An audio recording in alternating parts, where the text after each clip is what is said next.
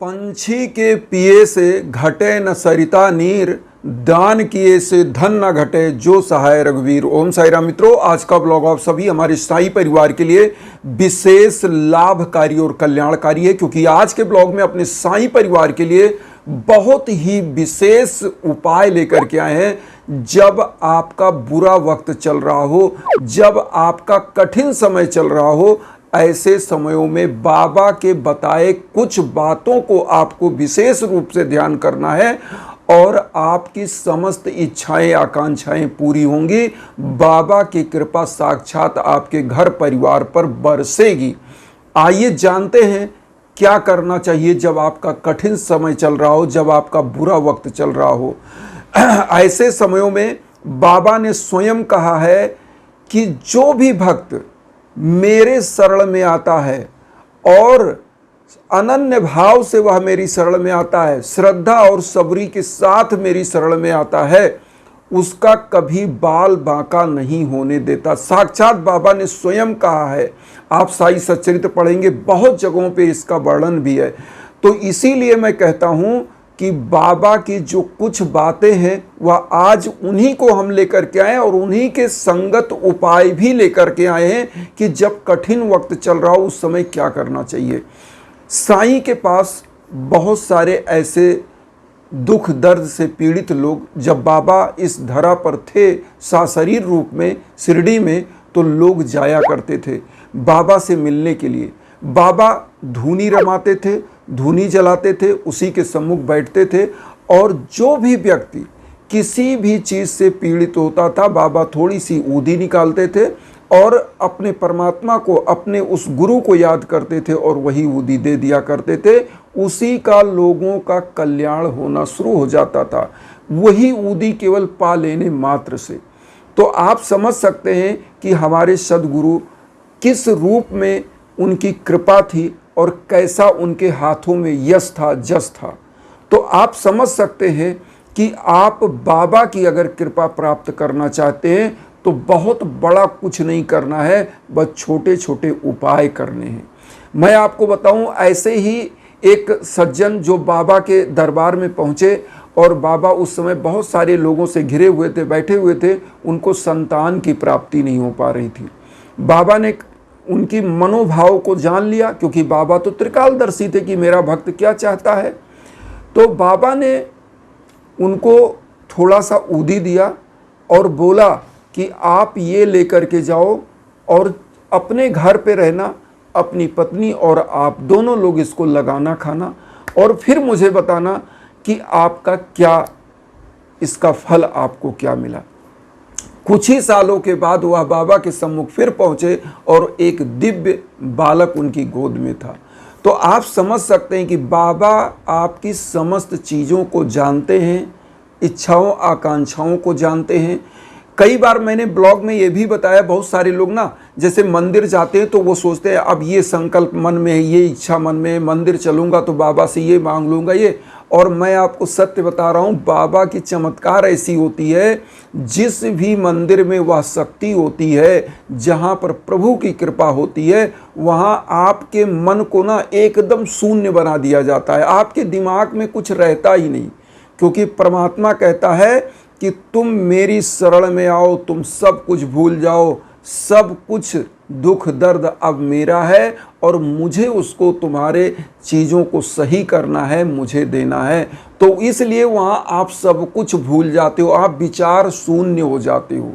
कई बार आप फील करिएगा कि जो आप घर से मांगने जाओगे ना, वो होता क्या है कि वहाँ जाने के बाद आप भूल जाते हो, क्योंकि जो भक्ति होती है ना, वो समस्त प्रकार से लोभस्य मोहस्य पापस्य कारणात्, लोभ मोह पाप का कारण होता है, उस सब से आपको मुक्त कर देती है। और होता क्या है कि आप जिस प्रकार से सुदामा जी कृष्ण भगवान के यहाँ गए थे और उनकी पत्नी ने उनको भेजा कि तुम्हारे मित्र द्वारिकाधीश हैं, इस पद पर हैं और तुम गरीबी में जी रहे हो, नहीं तुम जाओ, थोड़ा सा खुदी का चावल लेकर द्वारिकाधीश के पास सुदामा जी पहुँचे। तो क्या द्वारिकाधीश नहीं जानने थे हमारे मित्र को क्या चीज़ की दिक्कत है, क्या ज़रूरत है? वह जानते थे, लेकिन वह लीला कर रहे थे कि हमारा मित्र हमारे पास आए और जो है कृष्ण भगवान सुदामा जी के द्वारा लाए हुए जो उनकी पत्नी सुदामा जी की पत्नी खुद ही टूटा हुआ चावल भेजे थे, केवल 2 मुट्ठी खाया और बिना कुछ चीज़ों के, बिना कुछ मांगे, क्योंकि सुदामा तो द्वारिकाधीश को अपना मित्र मांगते थे, बराबरी का स्तर मानते थे। वह मांग कैसे सकते, एक मित्र के सामने झुके कैसे। लेकिन प्रभु को सब पता था कि मुझे क्या देना है। वो जब सुदामा जी द्वारिकाधीश से मिल करके अपनी कुटिया की तरफ गए तो वहाँ तो भव्य महल बन गया था, द्वारपाल लगे थे, दंडपाल लगे थे, सब लगे थे, और वो पहचान ही नहीं पा रहे थे हम किसके घर आ गए। जब उनकी पत्नी बच्चे सब आए तब वह जान पाई ये तो मेरा घर है, तो पता चला कि ये तो द्वारिकाधीश का कमाल है। तो ऐसे ही बाबा कमाल करते हैं, आपके जीवन में भी करते हैं। लेकिन आपको तो मांगना पड़ेगा ही पड़ेगा, आपको प्रभु के दरबार में जाना पड़ेगा। जिस प्रकार से सुदामा जी जो है द्वारिकाधीश के दरबार में गए, उनकी पत्नी ने भेजा, तो बाबा भी लीलाएं करते हैं। आपको मांगने की जरूरत नहीं, केवल बाबा के सम्मुख जिस प्रकार से सुदामा जी ने नहीं मांगा, इस प्रकार से सच्ची श्रद्धा के साथ केवल बाबा के दरबार में हाजिरी लगाने मात्र से आपके जीवन में चुटकियों में निखार आता है। मैं आपको बता रहा हूँ, बस सच्ची श्रद्धा और सबरी, यह 2 रत्न याद रखिएगा। क्या करना चाहिए? देखिए, धूप दीप फल फूल ये सब किसके दिए हुए हैं? बाबा की ही दिए हुए हैं। हम लोग क्या है, उसी को लेकर श्रद्धा सुमन के साथ उनके पास उपस्थित होते हैं। तो कहने का मतलब है, यहाँ धूप दीप नहीं, आपके मन का जो श्रद्धा सुमन है, जो आपके अंदर श्रद्धा और सबरी है, वह लेकर बाबा के सम्मुख खड़े होइए। आप पुष्प दीप भी न जलाइए तो भी बाबा प्रसन्न होते हैं।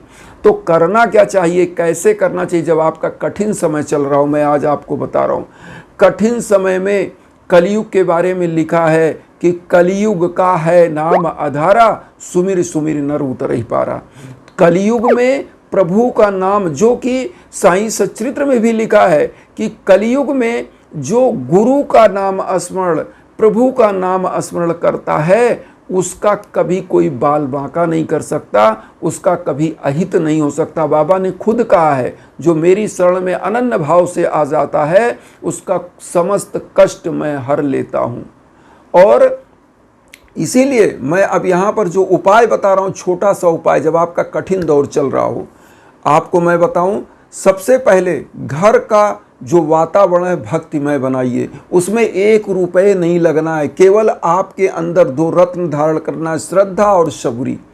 और आपके पास कुछ ना हो, मैं कह रहा हूँ अकिंचन मात्र, आपके पास कुछ ना हो, आप एकदम से, मतलब क्या कहते हैं कि थोड़ा सा भी कुछ ना अट रहा हो, तो भी आप क्या कर सकते हैं, बाबा का एक छोटा सा फोटो भी ना हो तो भी ध्यान करिए शिरडी बाबा को। और एक धूप दीप जलाने का भी अगर पैसा नहीं है तो भी हाथ जोड़ करके नहा धो सकते हैं। पानी का कोई मोल नहीं है, पानी आपके घर में मिलेगा। नहा धो करके, बाबा तो सच्ची श्रद्धा आपका देखते हैं, खड़े हो जाइए और बाबा का नाम स्मरण। नाम स्मरण में मैं कई मंत्र बताता हूँ। ओम सर्वमंगल कराय नमः, ओम रिद्धि सिद्धि दाय नमः, ओम श्री साई नाथाय नमः, ओम साई राम, ओम शिरडी वासाय विद्महे सच्चिदानंदाय धीमहि तन्नो साई प्रचोदयात्। जो भी मंत्र आपको इजी लगे वह मंत्र आप कर सकते हैं। हमने बहुत सारे ब्लॉग में ये सभी मंत्र दिए हैं, लेकिन इनमें से कोई एक मंत्र जो आपको इजी लगे, कोई भी मंत्र साई का आपको अगर ज्ञात है, वही मंत्र आप कर सकते हैं। क्योंकि मंत्रों की सिद्धियां तब होती हैं जब किसी एक मंत्र को प्रतिदिन आप साध लेते हैं और बाबा की श्री चरणों में खड़े हो जाते हैं। और होता क्या है, मैं आपको बता दूं, कठिन समय कैसे दूर होता है या समझिए। हमने क्यों कहा कि पूरे परिवार का, पूरे घर का वातावरण भक्तिमय बनाइए। नकारात्मक ऊर्जाओं को घर से हटाना है। नकारात्मक ऊर्जाएं घर से हटी कि आपके सौभाग्य का उदय शुरू हो जाता है। उसी दिन, उसी क्षण, प्रतिपल, उसी समय से उद्भव शुरू हो जाता है। लेकिन जब होता क्या है, घरों में जब बुरी शक्तियां हावी होती हैं तो पूजा पाठ भी छुड़वा देती हैं। आपका मन कुकर्म में लगता है, आपका मन किसी भी प्रकार से किसी भी सही दिशा में लगता ही नहीं है, केवल गलत गलत प्रवृत्तियों में आपका मन जाता है, क्योंकि नकारात्मक ऊर्जा आपके घर में, आपके माइंड पर हावी हो चुकी है।